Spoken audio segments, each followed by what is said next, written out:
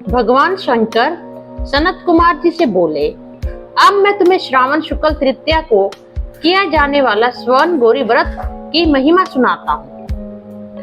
इस दिन प्रातःकाल स्नान करके 16 उपचार से भगवान शिव एवं माता गौरी की इस प्रकार पूजा करनी चाहिए। हे देवाधिदेव, मेरे द्वारा की गई पूजा को आप स्वीकार करें। गौरी माता के व्रत की पूर्ति के लिए 16 बाइने दंपतियों को देकर कहना चाहिए, मैं माता गौरी को प्रसन्न करने हेतु व्रत पूर्ति के लिए उत्तम ब्राह्मण दंपतियों को बायना देती हूँ।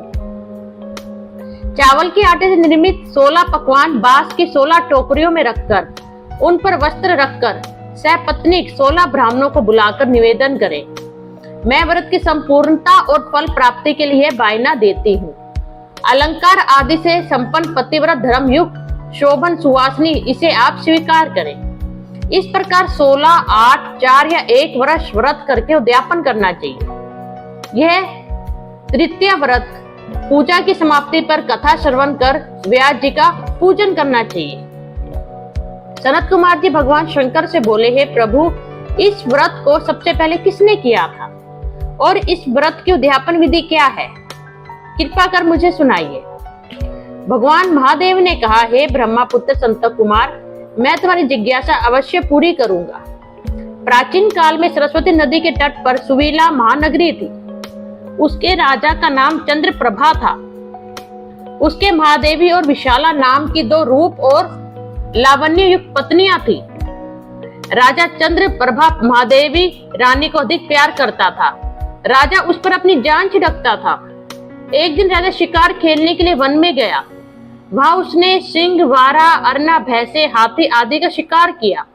जब राजा को प्यास व्याकुल करने लगी, राजा वन में पानी के लिए इधर उधर घूमने लगा। घूमते हुए वह एक तालाब पर पहुंचा। उसने तालाब के जल से अपनी प्यास बुझाई। पानी पीने के बाद राजा ने इधर उधर देखा तो उसने देखा कि तालाब के किनारे कुछ अप्सराएं गौरी की पूजा कर रही हैं। राजा ने उनसे पूछा, आप किसकी पूजा कर रही हैं? अप्सराओं ने उत्तर दिया, हम स्वर्ण गौरी का पूजन कर रही हैं। राजा ने फिर पूछा, देवियों, इस व्रत को करने की विधि एवं व्रत का क्या फल मिलता है, बताने की कृपा करें। अप्सराओं ने उत्तर दिया, श्रावण शुक्ल तृतीया के दिन यह व्रत किया जाता है। इस व्रत में भगवान शंकर और भगवती देवी पार्वती का पूजन किया जाता है।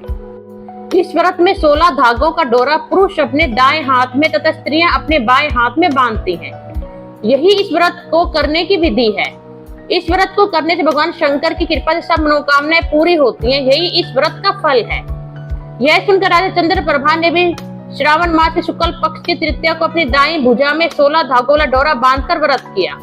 राजा ने कहा, हे माता गौरी, मैं इस डोरे को व्रत के लिए बांधता हूँ, मेरे ऊपर आप कृपा करना। इस प्रकार व्रत धारण कर राजा अपने महल में आ गया।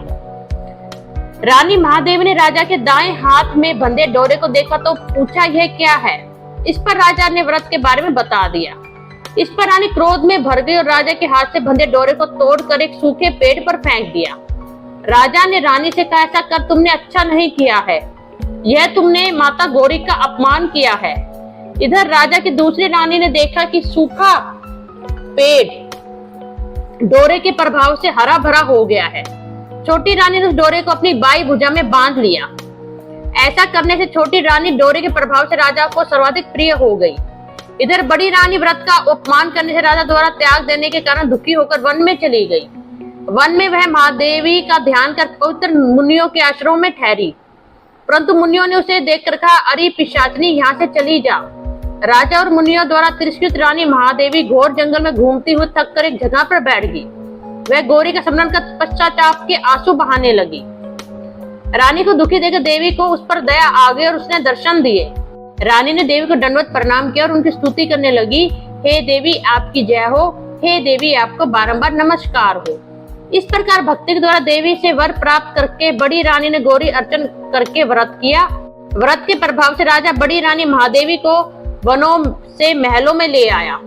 देवी के प्रसाद से राजा तथा उसकी दोनों रानियों की सभी इच्छाएं पूर्ण हुई। दोनों रानियां सहित राजा संपूर्ण राज्य को उपभोग कर समृद्धशाली हो गया। अंत में राजा में दोनों रानियां देह त्याग कर शिवलोक चली गई। शिव जी बोले, हे तात, जो शोभना पार्वती का व्रत करता है वह मेरा तथा पार्वती का अत्यंत प्रिय प्राणी हो जाता है।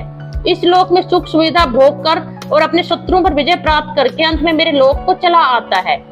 अब मैं तुम्हें इस व्रत की उद्यापन विधि बताता हूँ। शुभ तिथि, शुभ वार, चंद्रबल, ताराबल हो जाने पर मंडप में अष्टदल कमल के ऊपर धान्य, उसके ऊपर घट स्थापित करना चाहिए। उस घट पर 16 पल का बना तांबे का पूर्ण पात्र रखना चाहिए। उस पूर्ण पात्र में तिल भरकर उसके ऊपर पार्वती तथा भगवान शंकर की प्रतिमा रखनी चाहिए। उसके ऊपर 2 श्वेत कपड़े और श्वेत रंग का यज्ञोपवीत रखा जाता है। विधि पूर्वक वेद मंत्रों से पूजन कराकर रात में जागरण करना चाहिए। अगले दिन प्रातःकाल पूजन करके हवन करें। जो मिश्रित तिल को घी में मिलाकर 1000 या 100 प्रधान आहुतियां देनी चाहिए।